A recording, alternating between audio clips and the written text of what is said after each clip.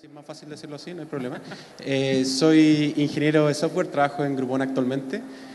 Y originalmente la gente de EPCOM me había invitado a hacer una charla yo había propuesto este tema sobre cómo definir el seniority de un desarrollador. La razón de por qué decidimos transformar el formato de esta charla fue, uno, porque no sé hacer diapositivas, y el segundo, porque creo que el tema es un poco más discutible y que creo que va a ser mucho mejor conversarlo y que ojalá contemos con la participación de todos ustedes. El logo que ven atrás es porque además este panel va a ser grabado como un episodio en vivo para el podcast más electrizante del internet conocido como Nothercast. Gracias por el generoso aplauso. El aplauso espontáneo. Así que, bueno, si alguien se quiere hacer famoso, siéntanse libres de participar, ¿ya? Maestro de ceremonias va a ser Nicolás, que está acá a mi lado, así que le paso la batuta para que él nos lleve de aquí en adelante. Ya. Bueno, como nos contaba Fernando, este formato que vamos a hacer es más o menos el mismo que hacemos para el podcast, que se llama Nothercast, que si no lo han escuchado, no lo conocen, está en Twitter. Está en iTunes, está en Stitcher, está también en YouTube. Es un podcast que lanzamos cada 2 semanas, donde hablamos con gente importante en el ámbito de JavaScript, de Noders y de desarrollo web. Es muy entretenido, es un poco técnico, un poco para la chacota. Nos gusta hacerlo, nos gustaría invitarlos a que los que no lo conocen lo escuchen, le den una oportunidad. Bueno, entonces, partamos con esto. Bienvenidos a un episodio muy especial de Nothercast, episodio número 6, en vivo desde la DevCon Chile.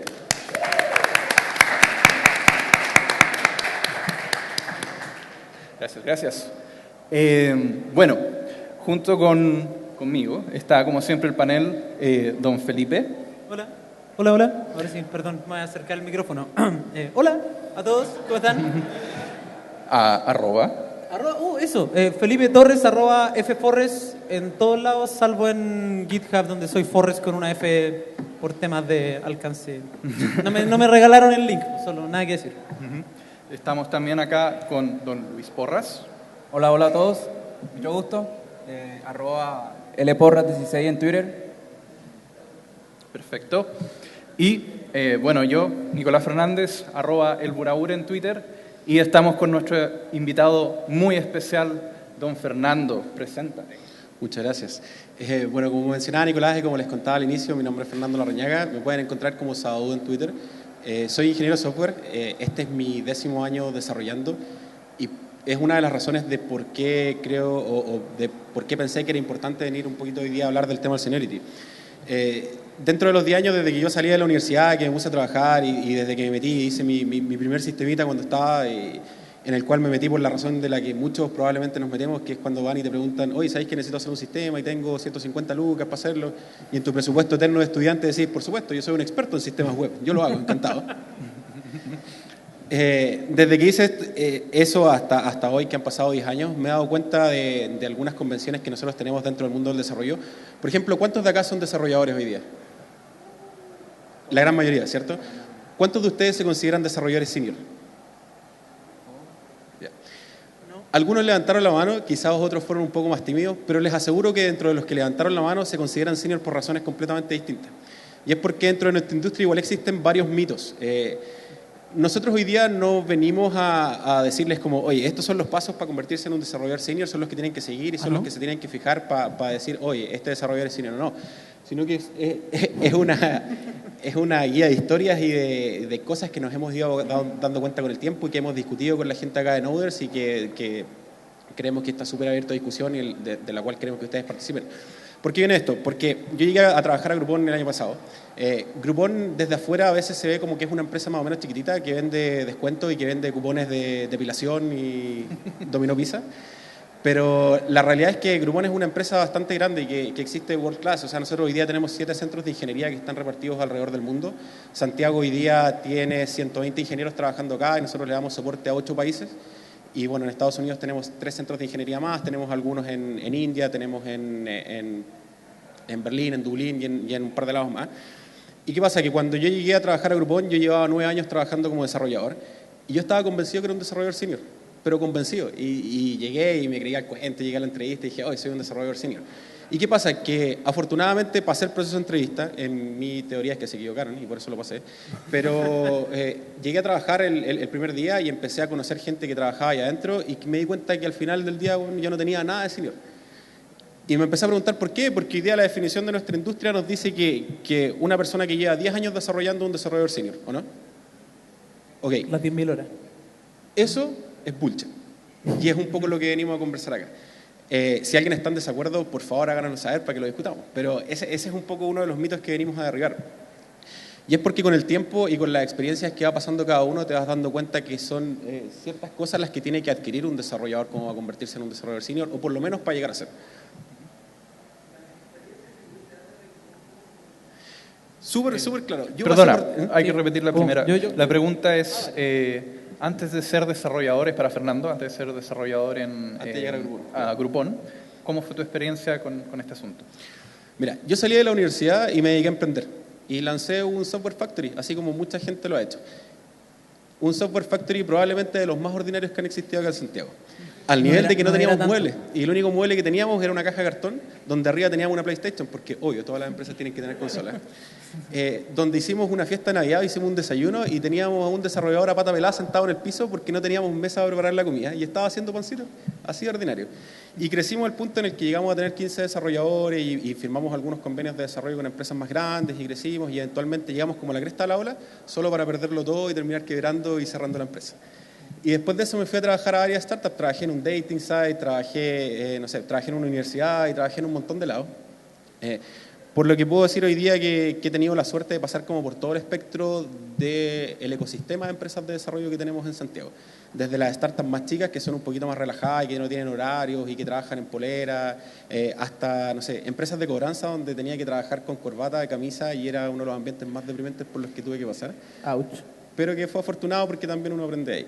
Quiero decir una cosa nomás. Nosotros acá estamos todos sin pantalones abajo. Sí. Sí. No nos vamos a levantar, eso sí, porque nadie gana al vernos semidesnudos.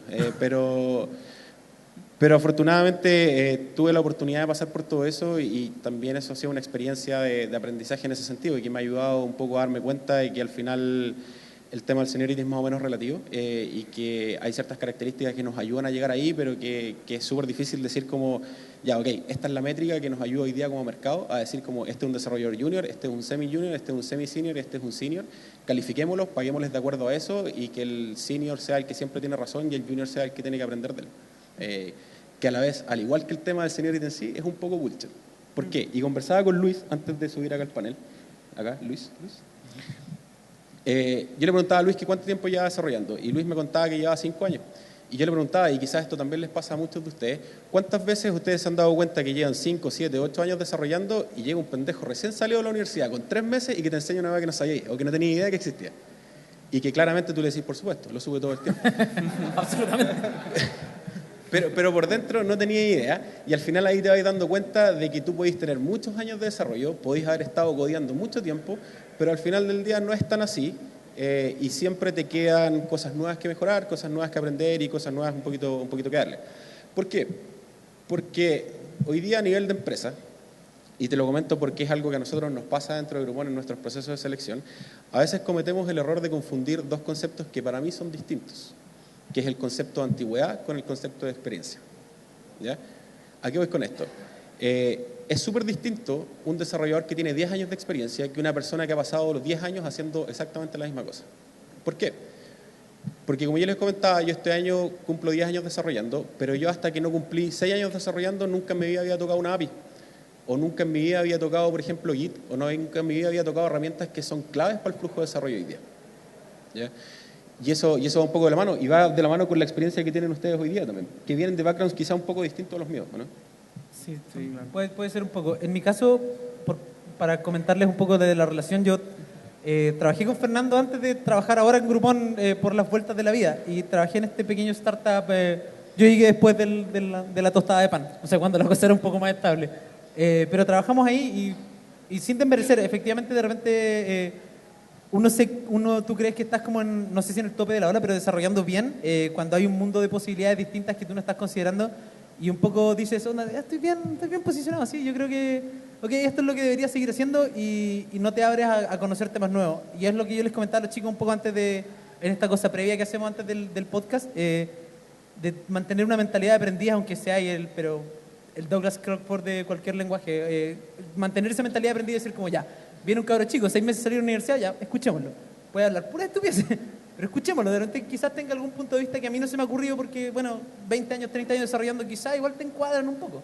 Como me imagino que más de algunos le ha tocado ver esta cosa de tener un desarrollador senior que dice como, no, siempre lo hemos hecho así. Ah, bueno, por favor, no. Ese estilo de cosas ocurren bastante y mantenerse una mentalidad de aprendiz, para mí es una de las cosas, no sé si dentro del top 10, yo creo que sí, dentro del top 10 de cosas como de un senior. Yo creo que soy sinceramente el más junior de los chicos de acá. Yo incluso pasé como por un periodo donde estuve trabajando en ventas, como en Dell. Tenía el background tecnológico, vendía computador al fin y al cabo, pero era ventas, era una cosa nada que ver. Y claramente después retomé el camino y volví a desarrollo, etcétera. Pero yo tengo el punto de vista, y es lo que le comentaba a unos chicos, de haber saltado mucho de pega en pega y siempre como desarrollador junior, porque tenéis que entrar un poco a cada uno de ambientes nuevos y aprender a adaptarte a una metodología de trabajo nueva. Ahora mi época en Groupon no creo que haya sido nada más terrible que este primer mes haciendo code review. Y que te hagan un code review tenés que tener un cierto nivel de ánimo en tu vida para no caer deprimido porque te lo patean, te duele y es terrible, porque uno cree que desarrolla bien, pues digo, ya, yo llevo unos 5 años desarrollando, yo creo que... Y no, realmente no, o sea, es completamente distinto y por eso de repente uno se cuelga de gente más vieja, como en mi caso me ha pasado, o no sé si más vieja es la palabra, pero con más experiencia. Perdón. Gracias. Perdón. Gracias. No me refería a Fernando, no sé por qué Fernando se siente aludido. No, yo me refería a los chicos tienen otro tipo de experiencia en otro tipo de área. Y de repente uno se cuelga un poco de eso y dice, bueno, lo que comentaba, ¿se acuerdan de no sé, los que estuvieron en la charla de Leo? De hablar como con gente con más experiencia que tú. Precisamente eso, de repente uno se cuelga con gente con más experiencia y dice como, ok, vamos a preguntar, ¿cuál es tu opinión frente a esto? Y aunque quizás estés completamente en desacuerdo, pero te ayuda a alguien que ya estuvo 10 años pensando cosas que a ti se te empiezan a ocurrir ahora. Esa es como mi experiencia a nivel más nube en ese sentido. No sé si Nicolás o Luchito. Luis, yo creo. Sí, mira, a mí yo estaba pensando que muchas veces las personas cuando definen un senior, además de hablar del año, hablan, por ejemplo, de que la capacidad técnica que tenga esta persona. Y yo pienso que un senior no solamente tiene que ser, o sea, obviamente tiene que saber bastante de la parte técnica, pero un senior también tiene que saber bastante el trabajo en equipo. Ya, poder, no estoy diciendo que tenga que liderar, pero que sepa, por ejemplo, por lo menos mantener motivado el equipo, sepa delegar bien su trabajo. Una persona senior, por mucho que sepa, uno tiene que saber que uno no lo puede hacer todo ya. Y no te puedes, cuando tienes mucho trabajo no puedes concentrarte porque tienes que confiar en las personas de tu equipo. No lo puedes tratar de hacer todo tú y pensar que no, eso lo vas a hacer tú porque tú sabes ya cómo hacerlo ya y yo lo voy a hacer y no estás dándole la oportunidad a otra persona que de pronto puede hacerlo de otra forma que tú ni siquiera, o sea, puede ser hasta mejor la forma. Y lo otro es que una persona senior no solo se encarga de resolver el problema con código, sino que también se encarga de pensar más allá, de espérate un momentico, antes de empezar a meter mano en el código, ¿por qué estamos tratando de hacer esto? ¿En verdad aporta valor lo que estoy haciendo? O sea, ¿en verdad mis usuarios van a utilizar toda esta funcionalidad? ¿O en verdad estoy arreglándole un problema? ¿O de pronto no hay que hacerlo? O sea, no ir como a la carrera y tratar de empezar a implementar y a programar así como, no sé, como una máquina. Ya, o sea, un senior no es una persona que se aleja solamente en el código, se abstrae, o sea, se retrae solamente en el código, también está la parte humana y la parte de trabajar bien en equipo. ¿Ya?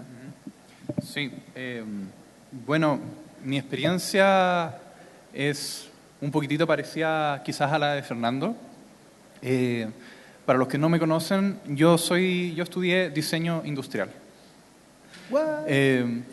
Y hoy en día... Mire, el bicho raro, siempre ha sido el bicho raro del podcast, claro. ¿Es cierto? Y nunca ejercí diseño industrial, tal por cual.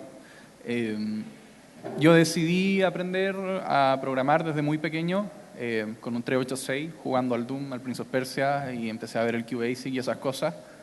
Y después, mientras estaba en la universidad, me interesé mucho en el tema que son la robótica, y aprendí a programar en Assembler, y aprendí a programar en C.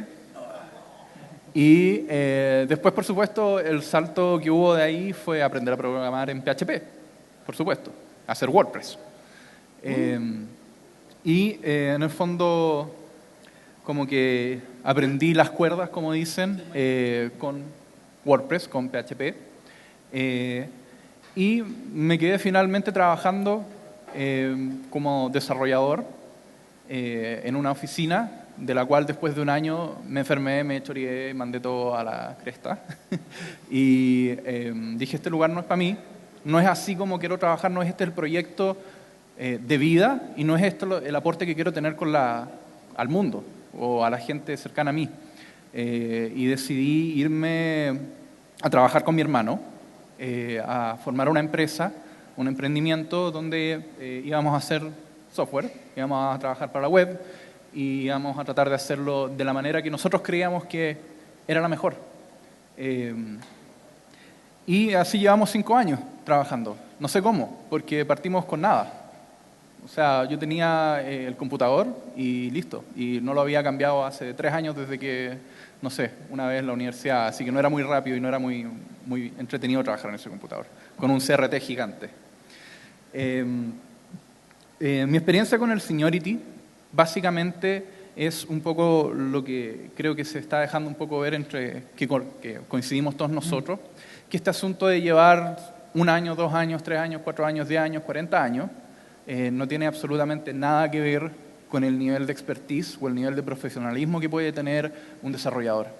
Y creo yo personalmente que es tanto como la inconsistencia, que no se debería ni siquiera mencionar el asunto de que cuántos años llevas. Por supuesto, hay un tema que si es que uno ya trabajando en una empresa por 5 años, por supuesto que tienes que tener cierto nivel de seniority en el sentido de que llevas este tiempo trabajando, tienes que tener un sueldo obviamente más alto por tu tiempo y tienes que tener ciertas consideraciones.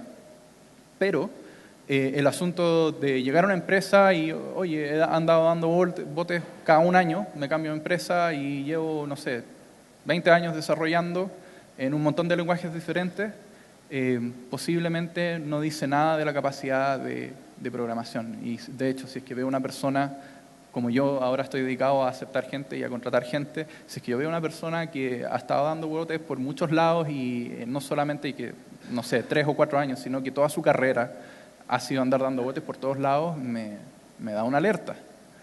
Porque digo, esta persona quizás tiene problemas ya sea con él mismo saber qué es lo que quiere o tiene problemas de integrarse con un equipo. Y yo creo que el asunto de integrarse con un equipo y de integrarse en un proceso de producción es el tema que hace un desarrollador senior. No sé, hay un artículo que compartimos con Luis que nos gustó mucho, que se llama The Role of a Senior Developer, escrito por Matt Briggs. Lo vamos a dejar en los show notes para que después cuando escuchen el podcast, o si es que quieren lo van a buscar y ahí pueden encontrar el link. Es un artículo relativamente corto, pero muy interesante, que en el fondo dice la marca típica de un desarrollador programador, o sea, ni siquiera todavía junior, es el desarrollador que dice, no, a mí me encanta programar, es bacán, pero me da una lata los usuarios finales. Okay, a todos nos dan un poco de lata los usuarios finales. Sí, un poco de lata. No le damos la suerte al trajidor. Claro, pero es lo típico cuando uno está viendo el proceso como algo que no tiene incidencia sobre un proyecto o el mundo. Porque finalmente lo que uno está haciendo es resolver problemas y uno tiene ciertas habilidades y maneja ciertos lenguajes y maneja ciertas convenciones.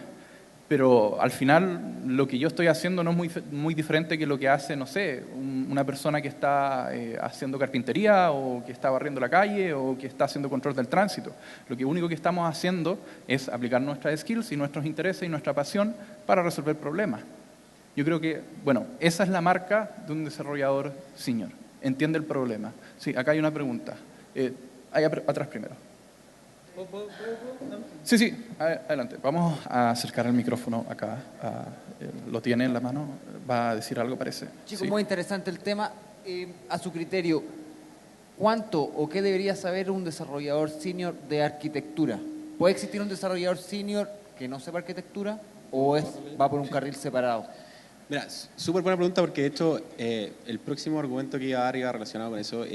A veces nosotros como desarrolladores estamos súper obsesionados con estar aprendiendo la mayor cantidad de lenguajes y nuevas tecnologías y es por eso que a veces ser un desarrollador en JavaScript es tan terrible porque como que tú aprendiste a usar, no sé, Backbone y salió otra cosa nueva y como que aprendiste a usar Angular y era Angular 2 y después como que viene Angular 3, la venganza y así, ¿cachai?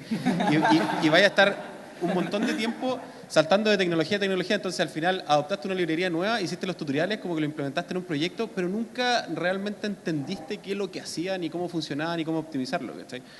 Hay una teoría que dice que los desarrolladores cuando se van convirtiendo en más senior dejan de pensar en términos de código y empiezan a pensar en términos de arquitectura, ¿cachai? ¿A qué voy con eso? ¿Cuántos de ustedes hoy día han desarrollado un feature y lo único que les preocupa al testearlo, si es que lo testearon, es corrió o no, ¿cachai? Pero ¿qué pasa? De que muchas veces ustedes dejan ese proyecto y ese proyecto sale a producción y empieza a escalar y el feature que hicieron ustedes, ahí, ¿cachai? Ese mismo feature que corría bien con un caso de uso, ¿cómo corre el día de mañana cuando tu empresa sea tremendamente exitosa y tengas 300 millones de usuarios? ¿Cachai? No lo pensaste y no te das cuenta de que todo el código que tú estás escribiendo forma parte de un ecosistema. De un ecosistema de un montón de features más, de un montón de fixes y parches y todo lo que nosotros le metemos a las aplicaciones y que tiene que estar preparado para correr hoy. Que hay una persona pegándole al sistema, como el día de mañana que hayan 300 millones. Es importante, por supuesto. Tienen que saberlo y tienen que hacerlo. Y tienen que saber, más que incluso de arquitectura en sí, que a veces puede ser un tema un poquito blando, que se define y todo, de fierro y de cosas duras y de saber, por ejemplo, si estáis ocupando un Redis en un desarrollo, cómo se comporta un Redis escalando cuando sí es un feature y cómo va a actuar el día de mañana. O cómo reaccionan las tecnologías que tenéis hoy, si son persistentes, si van a ser tan buenas como están corriendo hoy o tan rápidas como están corriendo hoy el día de mañana con los lenguajes que estéis trabajando. Pero eso no te lo da mucho. Sorry, que Sí, hoy voy a continuar. ¿Puedes continuar? No, es que es súper gracioso. Yo soy desarrollador en PHP. Yo sé que hoy día es como una vergüenza admitirlo dentro del núcleo de desarrolladores, pero soy desarrollador en PHP y he trabajado en PHP mucho tiempo. Lo sé, tranquilo. ¿Y qué pasa? De que hoy día nosotros igual como desarrolladores nos hemos puesto un poco nazis, como que los que no desarrollan en Rails o en Node o son de la vieja escuela, ¿para qué hablar .NET? O sea, como que... Porque lo que hoy día, por ejemplo, comunidades hacen con PHP es lo que la comunidad de PHP hace 10 años hacía con .NET. Es lo mismo, es exactamente lo mismo. ¿Qué pasa? ¿Tiene que ver la calidad de tu desarrollo si es que tú eres desarrollador en PHP o en Rails? Absolutamente no. Absolutamente no, porque son lenguajes distintos que apuntan a segmentos completamente distintos y que cumplen propósitos completamente distintos. Y esto es un punto que aprovecho de meterlo al tiro por si no me dejan hablar después. Perdón. Es que a medida que nosotros vamos creciendo tenemos que darnos cuenta de que los lenguajes, las librerías y las tecnologías que nosotros usamos están al servicio nuestro y no al revés.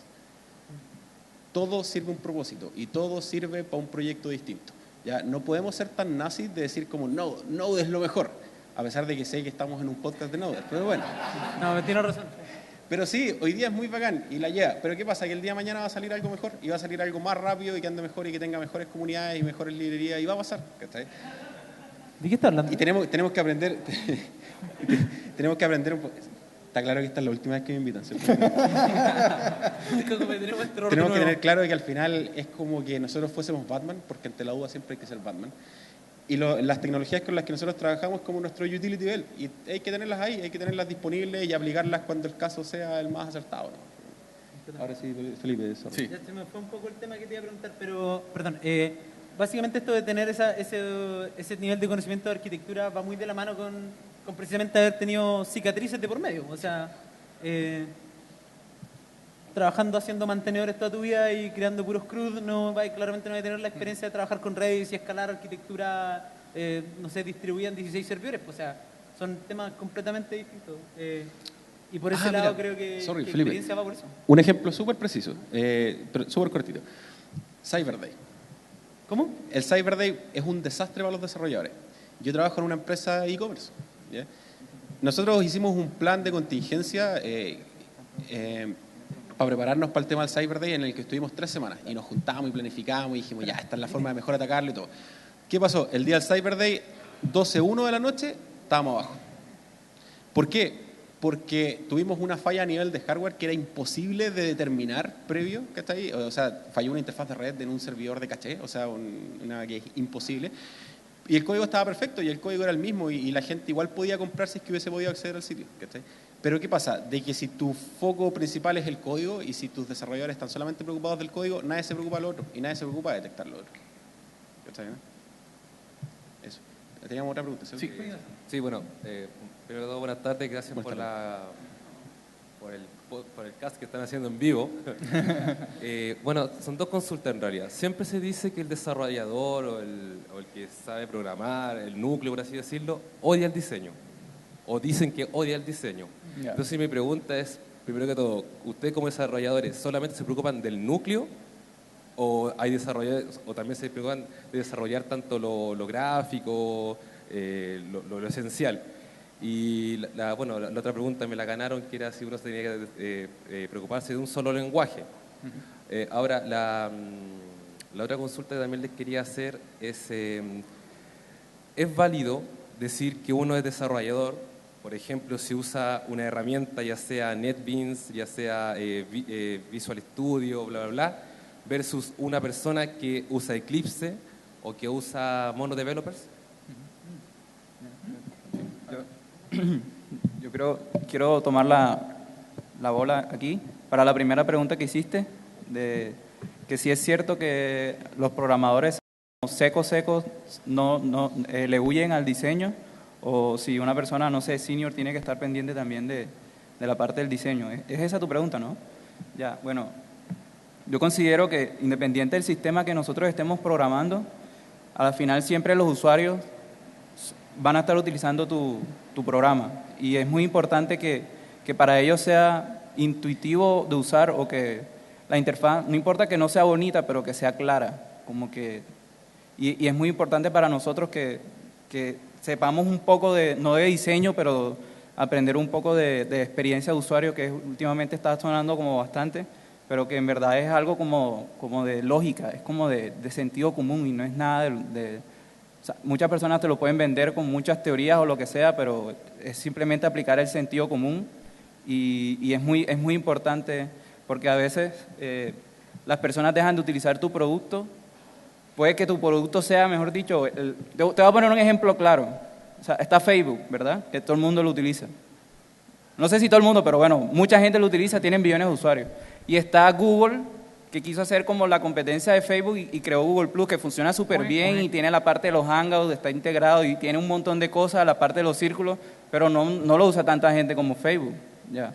Entonces, posible que ahí hubo un problema de que no se preocuparon tanto por la usabilidad Pero yo creo que quizás tampoco es tema, o sea, yo creo que hay que tener nociones, porque quizás yo soy pésimo diseñando. Para mí, Exhibit A, ahí atrás está hecho en Comic Sans, fue a propósito, ojo, pero yo soy pésimo diseñando en general. El logo claramente no lo hice yo, lo mandamos a hacer, pero no es mi skill set, pero también tenés que tener ciertas nociones, porque vais a trabajar con un equipo multidisciplinario lo más probable. Por último, hay que tener claridad de que no podéis, no sé, tirar como todo en H1, porque va a ser muy complicado para alguien darse cuenta qué diablo está hecho tu código al fin y al cabo. Pero quizás no es tu skill set principal, pero hay que tener una noción, según yo, no sé. O sea, es que un poco más holístico. va de la mano cada uno. A mí me encanta el diseño. De hecho, uno de los blogs que más leo es Matching Magazine. Y lo leo casi todos los días. Y me encanta porque hoy día, aparte de diseño, así como, este es el nuevo color que la lleva este año, te hablan de mucha teoría de por qué las cosas son como son. A mí me gusta mucho la usabilidad. Y de hecho, es una de las cosas que más trato de ver y me intriga por qué, por ejemplo, no sé si ustedes han visto que en Mac los botones positivos siempre van a la derecha y en Windows van a la izquierda. Y no sé si alguna vez han dado el tiempo a averiguar por qué. Tarea para la casa. No.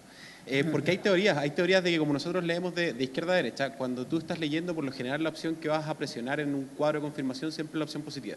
Y si tú lees y la opción positiva está a la izquierda, lees, vas y vuelves. En cambio, si la opción positiva está a la derecha, lees, vas y presionas en el mismo lado, y es una vuelta menos. Ese tipo de cosas las encuentro muy interesantes, ¿ya? Y a nivel de diseño también, me encanta. No soy muy bueno, o sea, tampoco porque no estudié diseño. De hecho, trato de dibujar un corazón y parece manzana. Es muy terrible la experiencia diseñando en sí. Pero va dentro de todo. Como decía Felipe, es importante igual que los desarrolladores se metan en eso, porque hoy día ustedes tienen que estar trabajando con gente que sí diseña. Y al final, como tú te integras dentro de ese equipo multidisciplinario, dentro de ese ecosistema de desarrollo en el cual, donde tú vas a estar en distintas organizaciones, influye. Espera, que hice una segunda pregunta y vamos al tiro ya. El tema de los IDEs que mencionabas tú. Ya. La verdad es bullshit, usa lo que más te guste. Yo programé mucho tiempo en Mac con Coda y yo sé que mucha gente le tira mierda a Coda y que dice que es uno de los peores IDEs que existe y está bien, quizás uno de los peores IDEs que existe, pero a mí me gusta, lo encuentro bonito y como que podía subir mis cosas directo y no sé, lo encontraba cómodo y aparte traía libros, ¿cachai? Pero al final usar NetBeans, todo eso son herramientas y va un poco de la mano de lo que hablábamos recién. No te vuelvas nazi por ninguna, tenlas ahí, busca la que más te guste. Si en el fondo igual Sublime es súper rápido y es el que usa, la mayoría usa Sublime acá, ¿no? Pero en el fondo Sublime por sí solo o Super, cuando lo bajáis la primera vez es una mierda porque lo abrí y no tiene nada, es un cuadro plomo y como que decís, ¿qué hago ahora? ¿Cachai? Y como que para un desarrollador que tiene poca experiencia y alguien que se está metiendo, va a tratar de meterse ahí y es el equivalente a abrir un Notepad en Windows, o sea, tiene la misma interfaz, ¿cachai? Así que no te sintáis menos porque te gusta NetBeans, es muy bacán, tiene muchas funcionalidades o no sé, Eclipse o no sé qué es lo que sabes tú, o Visual Studio. Tiene todo, claro, todo, si al final el propósito es asistirte en tu proceso de desarrollo y lo que a ti te resulte más cómodo es lo que más tenéis que usar, ¿no? Sí. A mí me gustaría decir, para responder tus dos preguntas, que creo que están muy acertadas, en mi experiencia, los mejores proyectos de software son los que parten desde la experiencia del usuario, siempre. Y son los mejores en tanto a desarrollo, en tanto a comunicación con el cliente, en tanto a validación y en tanto finalmente a cómo funciona en el mundo real. ¿Por qué? Porque cuando tú estás pensando en la experiencia del usuario final desde un principio, estás ahorrándote un montón de, como lo decía Leo anteriormente en la charla anterior, byte shedding, que es estar dándose vueltas sobre asuntos que realmente no importan. Asuntos como que vas a juntarte con el cliente y, mira, ¿te gusta esta interfase? Sí, pero el botón podría estar 5 píxeles para arriba y con un poquito más de borde y me gustaría en un color así, pero en realidad no, quiero otro color. Cuando tú partes desde la experiencia del usuario, tus desarrollos van a ser mucho más sencillos, mucho más claros y mucho más medibles, que es súper importante. Otro punto de diseñador senior, es capaz de medir, es capaz de tener claro, oye, mi experiencia me dice que esto probablemente no convenga hacerlo, conviene hacer quizás otra solución más sencilla, más rápida, una solución parche, quizás una solución fea, pero que nos va a permitir salir al aire y cumplir nuestras metas de negocio y nuestras metas finales del proyecto. Eso es uno. Y lo segundo, en cuanto a los IDE, ocupa lo que quieras. O sea, yo he pasado por todo. He pasado por Notepad, por Dreamweaver, por WebSpider, para los que se acuerdan de WebSpider. Ya. Eso es de la época cuando en todas nuestras páginas, la página más bacana era la que tenía las dos calaveras con fuego dando vueltas y con un marquí en medio. Ocupé el editor de Angelfire, ocupé el de GeoCity, después me salté, bueno, no inmediatamente de ahí, pero entre medio me salté para WebStorm, después probé NetBeans, después probé, etc. Hoy en día estoy ocupando Atom y me gusta mucho, pero el día de mañana voy a estar ocupando otra cosa, porque la verdad es que el editor de código da lo mismo. Lo que importa es que te permita hacer a ti lo que tú quieres y que no sea tan horrible para que no te duelan los ojos. Eso. Bueno, en la parte de los editores de texto yo también quería añadir un punto que a veces está bien que tú elijas la herramienta en la que te sientas más cómodo, pero por ejemplo si vas a programar en iPhone, no te vas a poner a programar sin Xcode. O sea, como que ahí también claro, o sea, no vas a trabajar con Sublime para trabajar con Objective-C. O sea, tienes que utilizar la herramienta también, tienes que poder saber cuál es la herramienta que te va a facilitar el trabajo. Sí, hay una pregunta ahí al fondo. El joven tímido de la última fila. ¿Aló? Sí. Bueno, primero sorprendido por la antena parabólica. Sí. Es para la señal. Oye, sí, media mala la señal, ¿eh? Aquí lo gracioso somos nosotros. Sí, no, sí lo sé. Oye, gracias por sus opiniones y experiencia. Una consulta a los cuatro. ¿Cuál es su opinión sobre, bueno, para ser senior obviamente hay que tener ciertas bases, creo que un poco más duras, tanto conceptuales, de repente matemáticas y cosas por el estilo. Pero eso lo damos por sentado. Pero ahora, en el camino inicial de esta carrera, de esta vida que uno tiene como desarrollador. Yo soy ex desarrollador, yo estoy ahora en otro ámbito, pero no sé cuál es su opinión con respecto a las nuevas generaciones que están saliendo de las casas de estudio, de los institutos, en cuanto a cómo ellos se forman para seguir esta carrera o pasión tecnológica. Entre paréntesis, yo tengo experiencia, yo recluto informáticos para varios clientes y me he dado cuenta que las nuevas generaciones, en general, cuando me tocan cargos muy junior y les consulto para dónde va la micro y los tipos no tienen idea y muchas veces me encuentro también con una falta de como dureza, sobre todo en las carreras civiles, no de una casa de estudio específica, pero en general, que yo le pregunto, por ejemplo, así, oye, ¿y en SQL cómo estáis? No, lo vi el primer semestre y no me acuerdo mucho. Entonces, yo no entiendo si esta visión la comparten conmigo, pero en general, no sé si las casas de estudio están realmente rayando un camino hacia ciertos niveles más duros que más de gestión. Mira, creo que depende un poco de la casa de estudio y de la carrera. Yo estudié en la Universidad Mayor. Yo estudié Ingeniería Informática ahí. Y la Universidad Mayor tiene un enfoque mucho más orientado a la gestión que un enfoque técnico, ¿ya? Y, por ejemplo, me ha tocado, o yo tuve la suerte de hacer clases en la Universidad Central, donde el enfoque de la carrera era muy distinto. De hecho, hay un exalumno aquí que vino a hacer barra. Y así como que me ha tocado ver otros casos, como por ejemplo el caso del Duoc, donde la formación sí es mucho más técnica.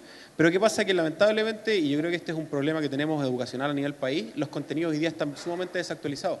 Porque cuando yo estaba en la universidad, y quizá a ustedes les ha pasado, o a los que salieron, o a los que están estudiando todavía, me pasaron muchas cosas que cuando me las pasaron ya estaban 20 años atrasadas. Y salí de la universidad 10 años más tarde, y ya estaban mucho más desactualizadas, ¿cachai? Pero creo que eso hoy día está cambiando un poco. Por ejemplo, creo que en la Chile hoy día a los estudiantes de primer semestre les están enseñando programación con Python, que creo que es sumamente positivo. Yo aprendí a programar en C. Y aprendí programación orientada a objetos en Java, que creo que hoy día igual son pocas las universidades que siguen enseñando Java y que están enseñando otros lenguajes y es algo súper valioso. Pero también creo que hay que ver que el negocio de las universidades hoy día no es dejar a los ingenieros técnicamente preparados para el mercado de trabajo, sino que creo que es más un poco hoy día enseñarte a aprender y que tú puedas ser capaz de capacitarte por tu cuenta al salir. Incorrecto, correcto, podemos discutirlo, pero ese es un poco el negocio hoy día. Y creo que hoy día, lamentablemente, lo único que te va a preparar es la práctica. Y lo que tenemos que tratar de cambiar quizá un poco es que los estudiantes se acostumbren a hacer cosas. Porque yo empecé a desarrollar el tercer año de universidad o el segundo año de universidad, no me acuerdo, pero de los 100 que éramos en mi generación, yo fui el único que me dediqué al desarrollo y fui el único que me dediqué al desarrollo mientras estaba estudiando. Todos los demás se dedicaban al bodeguero que está al frente de la Mayor ahí en Monalmonte. ¿No lo conocen? Es un buen bar. No me acuerdo del bodeguero. Pero quizá cambiar un poco eso, es como empezar a construir un poco generaciones más hambrientas y eso también va de la mano al mercado laboral, porque en Estados Unidos, ¿qué pasa? De que los cabros de la universidad son mucho más movidos y empiezan a hacer cosas. ¿Por qué? Porque allá te está reclutando Facebook, te está reclutando Amazon, bueno, aunque Amazon ha venido como 70 veces a reclutarnos a todos nosotros acá. Y te están reclutando empresas que se están peleando a los ingenieros porque también hay mucho más respeto por los ingenieros de desarrollo en otros países, en países mucho más desarrollados. Acá todavía se nos ve como, las máquinas de código, son los programadores, y como que todavía se está cambiando un poco ese concepto. Pero afuera los ingenieros son tan peleados que los cabros cachan que es mejor empezar a adquirir skills desde temprano. Y hoy día es algo que afortunadamente también está cambiando porque tenemos mucho más recursos a disposición. O sea, hace 5 o 10 años más atrás, la gente que es un poco mayor como yo, se acuerda que YouTube antes no era ni un décimo de lo que es hoy día y encontrar contenido era súper difícil y encontrar buenos recursos para aprender a programar o para aprender a desarrollar era dificilísimo.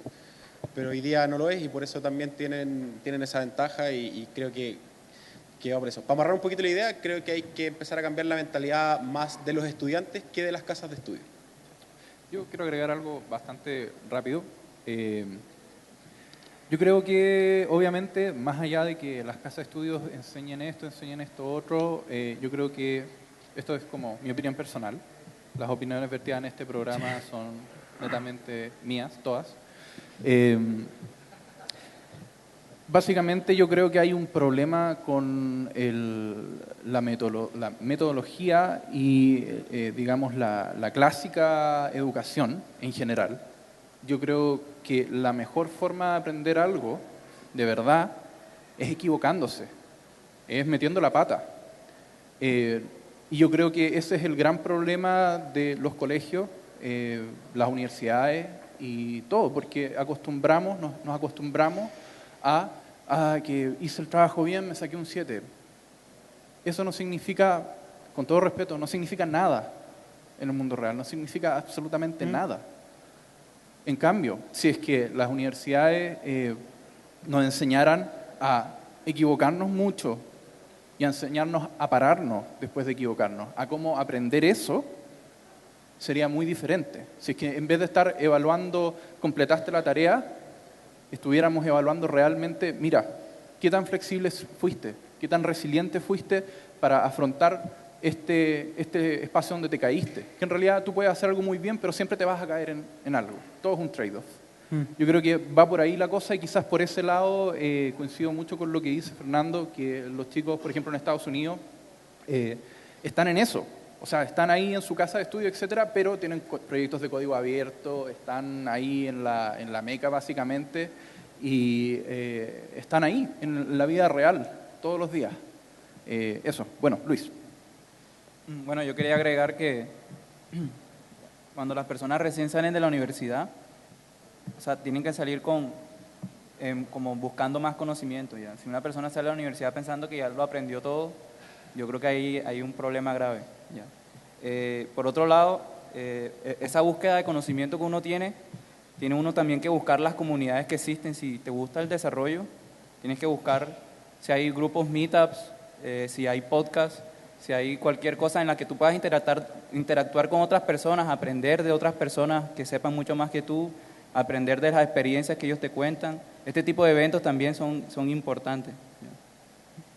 En mi caso, o precisamente un poco ¿por qué fue la sensación de querer iniciar Noders? Que lo podemos conversar después en la otra charla. Es por eso, es porque creemos que se puede pivotear mucho más rápido y que ni siquiera el aprendizaje, colgándome un poco de la charla de Leo que decía que, claro, hoy día está todo el mundo aprendiendo React y Koa y las cosas muy cool que Nicolás ocupa en su stack y yo lo envidio, pero todo ese estilo de cosas la gente la está aprendiendo y es lo que se mueve ya, y la gente lo está pidiendo y todo lo que queráis, pero las universidades no las enseñan. Por otro lado, hay una cierta cantidad de millones de cosas que las universidades sí son muy buenas, que networking, que bueno, aprendizaje como de las bases. Yo no iría a aprender estructura de datos con, no sé, React o con Koa, porque no. Claro que se puede, pero no es el foco. Y nosotros creamos un poco esta idea para pivotear más rápido, para aprender, para no tener el mismo problema que me pasó a mí cuando yo salí de la universidad, hace harto tiempo, no sé, que salí y dije, bien, yo sé Java, ya ahí. Decía, pero yo quiero trabajar, no me sirve, necesitáis saber todo esto. Y decía, oh, diablos. Y claramente tú tenés motivación, tenés ganas de hacer cosas. Si no saliste o no te metiste a estudiar una carrera que es compleja, que no es como de las más entretenidas, pero que tiene su cierto periodo de sufrimiento nocturno para salir a decir como, oh, realmente no sé nada, tengo que aprender todo de nuevo. Bueno, es por un punto de vista que te enseñaran a aprender, que te enseñaran como a cómo hacer self-taught, no sé. Pero por otro lado, lo que dice Luis, estoy muy de acuerdo. Si no estáis, es una cosa súper personal. Conversaba con Fernando antes de esto, que él me decía, sí, o sea, las comunidades hoy que te sirven, pero hay perfiles de personas donde son secos, increíbles, y nunca han pisado una comunidad, nunca han hecho una charla, nunca han estado en ningún meetup, y son increíbles como desarrolladores, y no solo como desarrolladores técnicos a nivel de manejo de equipo. Porque por lo general están ocupados haciendo cosas. Es cierto, ese era el argumento. La gente realmente genial está preocupada haciendo y no creando charlas y veniendo a hacer paneles. No, pero es cierto. Eso fue una de las cosas por qué se nos ocurrió crear esto y hacer el podcast, porque de repente hay gente que anda como perdida y sale de la universidad cachando nada. Voy a decir como, oh, y ahora tengo que...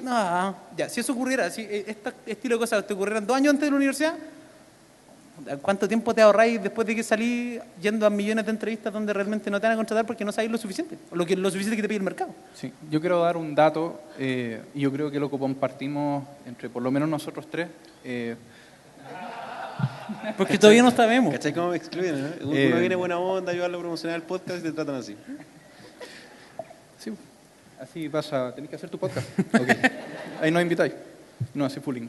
Oye, no, pero el dato es, yo he aprendido en el último año de mi vida más que en todo el otro tiempo. Por el simple hecho de que decidí ser partícipe de una comunidad, decidí decir, ya, ¿sabéis qué? Tengo 1000 cosas en el trabajo, tengo que estar haciendo de todo, tengo que hasta hacer la vieja del aseo en el trabajo, pero voy a darme un momento para ser partícipe de la comunidad porque creo que puede ser bueno. Y el resultado es que este año creo que ha sido el que mejor lo ha pasado, como programador, como desarrollador, como persona. He conocido gente muy cool. ¿Nosotros? Tú también, Fernando. Gracias. Además he logrado mejorar no solamente en cómo hago código, en aprender nuevas cosas, al hacer charlas uno aprende muchísimo, sino que además en cómo comunicarme con un equipo de personas de muchos matices, digamos. He aprendido muchas como soft skills que antes no las tenía tanto porque como somos una empresa chica, normalmente nos vemos las caras todos los días y buena onda y todo, pero uno como para tener esos como soft skills tiene que relacionarse con mucha gente muy, muy diferente. Bueno, eso les quería decir, así que los invitamos a que se hagan parte de una comunidad, si es que no es la de la nosotros, háganse parte de cualquier otra, a donde ustedes se sientan bien. Eso. Oye, ¿eso alguien tiene una pregunta ahí? Sí. Sí, no, sí, estamos bien. Acá tenemos el local para nosotros, ¿cierto? Mira, a mí, Esta charla dura hasta las 8. yo voy a hacer mi pregunta poniéndome en un caso ficción y un poco también la realidad que nosotros nos enfrentamos cuando vemos las ofertas que dicen ingeniero, desarrollador senior, 5 años, PHP, jQuery, JavaScript, y uno se pregunta, no sé, hay muchas cosas que a uno le pasa a la mente. De repente que lleguen a ofrecer un palo por 5 millones, a lo mejor está bien, está mal, y no siendo, yo me considero junior, y creo que voy a ser junior toda mi vida. Y digo, está bien, todo eso.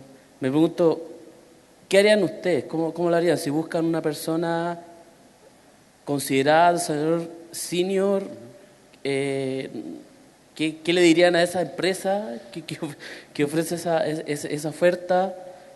No sé, yo quiero su opinión al respecto, en el sentido de la industria maléfica, no sé, que hace ese tipo de oferta. La conclusión de fondo, voy a partir por la última y voy a volver. Es que el seniority depende del ecosistema donde tú estés parado y depende de la empresa donde tú estés. ¿Por qué? Nosotros hoy día somos una organización relativamente grande para lo que es empresas tecnológicas acá en Chile y nosotros tenemos definido nuestro nivel de seniority internamente. ¿Es correcto? No lo sé, puede que sea muy distinto al de las otras empresas, pero es el que nos sirve a nosotros, porque tiene que ver con los desafíos que nosotros enfrentamos día a día. Una empresa que tiene un equipo de 100 ingenieros no puede tener las mismas definiciones de seniority que una startup que tiene 5 personas, ¿cachai? O que tiene otro tipo de clientes, porque enfrentan desafíos sumamente diferentes, ¿cachai? Entonces lo que tú estás buscando en un desarrollador senior, en ese ámbito, es muy distinto al que buscamos nosotros, porque aparte la vara es distinta. ¿Cachai?